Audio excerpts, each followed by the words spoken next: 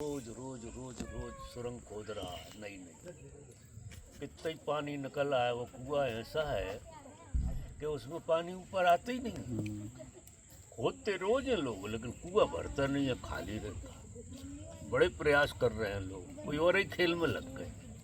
मुझे ऐसा लगता पहले लोग ऐसे खेल में नहीं लगे थे, राजी थे, दाल रोटी मिल जाती थी।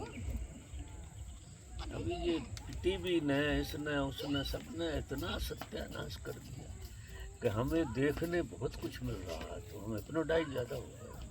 तो आदमी जीवन को स्वभाव से नहीं जी रहा, हिप्नोटिज्म से जी रहा। तो अगर ऐसा इन्होंने किया तो ऐसा हम भी करें। तो वो कृष्ण के गीत का जो रस पढ़ना चाहिए वो पढ़ नहीं रहा, नहीं ये रस ही बहुत। तो जहाँ राम धुन लग गई, हाँ मज़ा आ गया। जिंदगी का जैसे सत्व उतर गया राम धुन में। लेकिन राम धुन लोगों का मन नहीं लगता, बहुत मुश्किल से मन लगता है। अगर वो बड़े चलता रहता है, वो इतना हावी हो गया है। इसके लिए वो ध्यान में भगवान ने बनाए कि तुम नो माइंड करो, मिस्टेक रोज करो, और ये तुम्हारी बुद्धि में से ये टूटे यार, जो आदत पड़ गई। तो बच्चों को पैदा होते ही वो डोज पिलाया जाता, महत्वाकांक्षा, भारी डोज महत्वाकांक्षा का, वो बुढ़ापे तक चलता। कैंसर की तरह है ये महत्वाकांक्षा की बीमारी, जो हर एक में भरी है। अब राम का रस कहाँ से घुसे? प्रयास करो, शायद किसी न किसी में घुसे। ऐसे ही गाया करे, अच्छा गाया तुमने, इसने भी अच्छा गाया, इसने भी अच्छा गाया। जब भी मौका मिले तो संकोच अगर नहीं करना है तो गाने में नहीं करना और नाचने में नहीं करना। क्योंकि इतने संकीर्ण लोग गरीबी यहाँ दिखाते हैं और सब जगह अमीरी दिखाओ, बंधन के जाओगे अमीरी दिखाओ, गरीबी है तो भजन करनी, धुन लगी है शामिल हो जाओ। आज सब लोग शामिल हो गए तो कोई फिल्म बदल गई पूरी।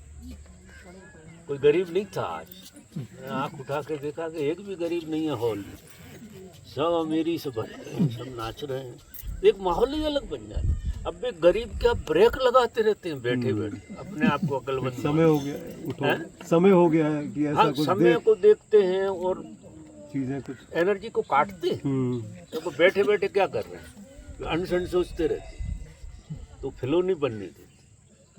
इसलिए वो कोई भी प्रयोग हो तो सारे लोगों को शामिल होना चाहिए। बैठे लोग बड़े घातक होते हैं, अपोजिट हो जाते हैं पूरे के पूरे, और उन्हें पता नहीं है उनकी जो लोग ऊर्जा चूस लेते हैं, ठन ठन पाल हो जाते हैं।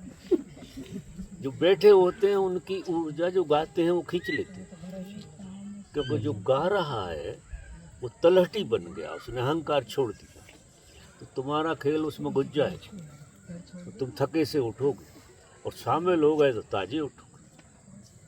ये विज्ञान, अगर शामिल नहीं हुए आप तो आपकी ऊर्जा खिंच जाएगी।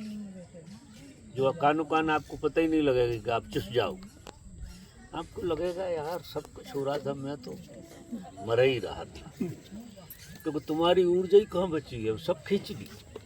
क्योंकि जो घाटी बन जाता है, जो नीचे चला, मतलब भगवान की याद करी यानी अहंकार सोया, और अहंकार सोएगा तो जो श्रेष्ठ है वो दौड़ता तुम्हारी तरफ।